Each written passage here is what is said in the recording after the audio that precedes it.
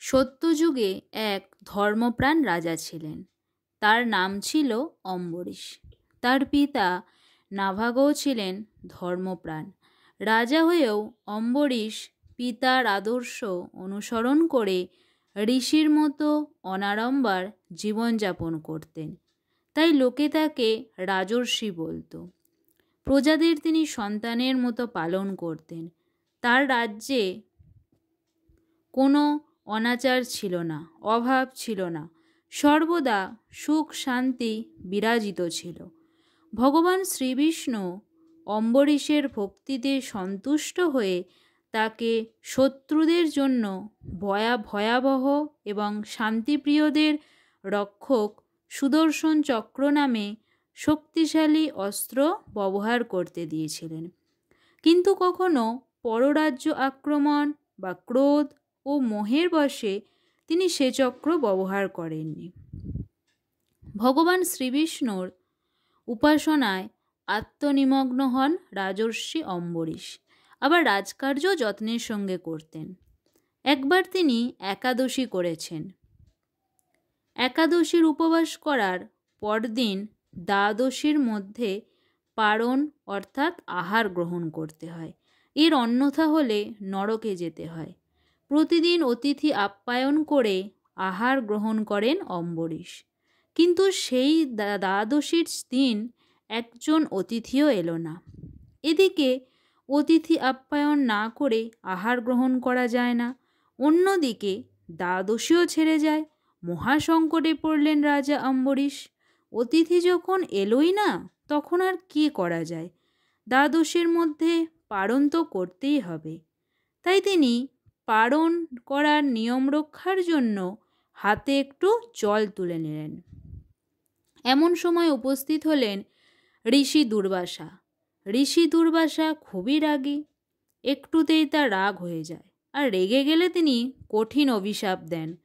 দুর্বাসা বললেন, আমাকে অভুক্ত রেখে তুমি পারণ করো? না মহারাজ। অম্বরীশ বললেন, না না, তা কি হয়? আমি আজ ধন্য মহর্ষি, আজ আপনার মতো অতিথি পেলাম। দ্বাদশী শেষ হতে বেশি দেরি নেই। দয়া করে দ্বাদশীর মধ্যেই স্নান করে আসুন। আপনি তো সবই জানেন, আপনাকে আর কি বলবো। দুর্বাসা স্নান করতে গেলেন। অনেকক্ষণ অতিবাহিত হলো। দ্বাদশীও ছাড়ে ছাড়ে, কিন্তু দুর্বাসা আর আসেন না। আসলে তিনি অম্বরীশের ভক্তির পরীক্ষা করছিলেন। রাজর্ষি অম্বরীশ কি করবেন ভেবে পাচ্ছেন না। অতিথিকে রেখে আহার করা অন্যায়। আবার দ্বাদশীর মধ্যে পারণ না করলে নরকে যেতে হবে। তখন রাজর্ষি অম্বরীশ শাস্ত্রের বিধান স্মরণ করলেন। শাস্ত্রে আছে জলপানে ভোজন বা উপবাস দুই হয়। তাই তিনি একটু জল পান করে নিয়ম রক্ষা করার সিদ্ধান্ত নিলেন। বিষ্ণুকে স্মরণ করে অম্বরীশ জল মুখে দিলেন। আর ঠিক তখনই এসে উপস্থিত হলেন মহর্ষি দুর্বাসা। দুর্বাসা রাজাকে জলপান করতে দেখে খুবই রেগে গেলেন। অতিথিকে অভুক্ত রেখে তুমি পারণ করলে? তুমি না রাজর্ষি? এই তোমার ধর্ম? বিষ্ণু ভক্ত হয়ে তুমি ধরাকে সরাজ্ঞান করছো? শান্ত হন মণিবর। হ্যাঁ, শান্ত হব। তোমাকে উপযুক্ত শাস্তি দিয়েই তবে আমি শান্ত হব। এই বলে তিনি তার মাথার জটা ছিঁড়ে ফেললেন।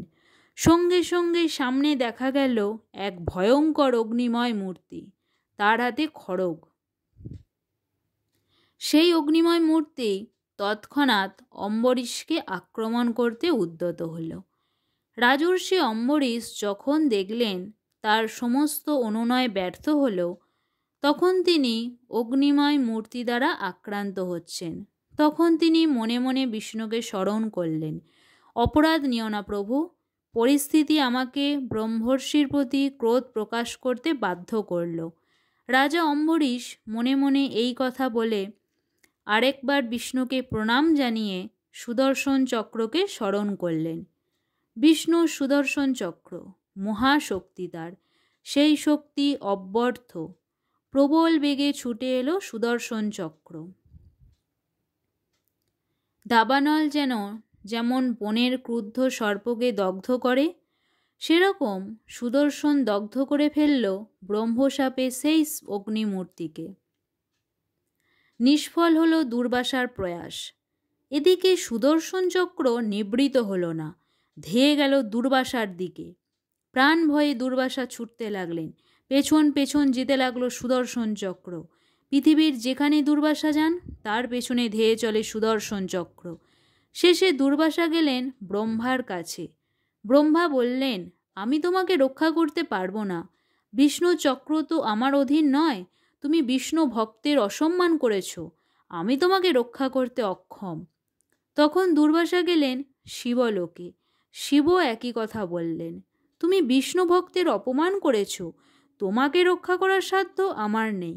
তুমি বিষ্ণুর কাছে যাও, তার শরণাপন্ন হও। তিনি মঙ্গলময়, তিনি তোমার মঙ্গল করবেন। তখন বিপন্ন দুর্বাসা গেলেন বৈকুণ্ঠে বিষ্ণুর কাছে। শ্রীবিষ্ণুর পাদ ও পদ্মে পতিত হয়ে বললেন, হে অচ্যুত, হে অনন্ত, হে শরণাগতের রক্ষক, আমাকে রক্ষা করো। শ্রীবিষ্ণু বললেন, হে দ্বিজ, আমি ভক্তাধীন, ভক্ত আমার প্রিয়। সাধু ভক্তরা আমার হৃদয় অধিকার করে রেখেছে, তাই তুমি আমার ভক্তের শরণ নাও। আমার ভক্ত অম্বরীশ নিশ্চয়ই তোমার প্রতি রুষ্ট থাকবে না। দুর্বাসা তখন অম্বরীশের কাছে ছুটে গেলেন।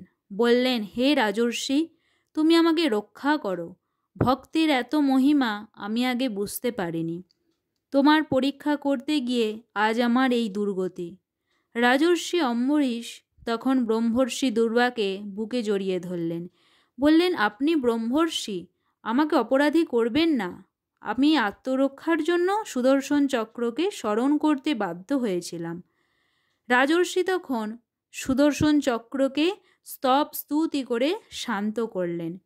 সুদর্শন চক্র বিষ্ণুর কাছে ফিরে গেল। রাজর্ষি অম্বরীশ উপবাসী ছিলেন। অতিথি দুর্বাসাকে ভোজন করালেন তিনি। ব্রহ্মর্ষি দুর্বাসা বললেন, রাজর্ষি, তুমিও আহার গ্রহণ করো।